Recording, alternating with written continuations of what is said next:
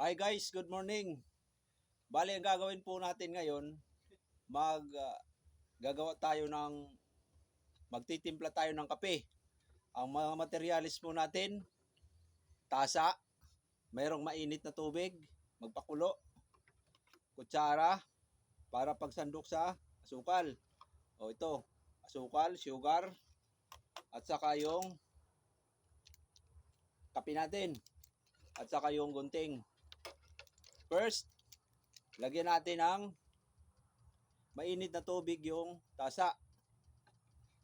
Pangalawa, gupitin natin yung dulo ng kape. Itaktak po natin. Ganyan. Yan. Tapos kunting pitik-pitik. Kuha tayo ng asukal. Kunti lang. O, kunti lang ha. Kunti lang. Puno. Kunti lang ha. Tapos, shake po natin. Shake po natin. Yan. Ingat po kayo kasi baka kayo mapasok kasi yung bagong luto nakakapasok sa nguso. O, tingnan natin kung may lasa na siya. Yan, okay na. Bali, yun lang po yung gagawin para kung magtimpla ng kape. Okay?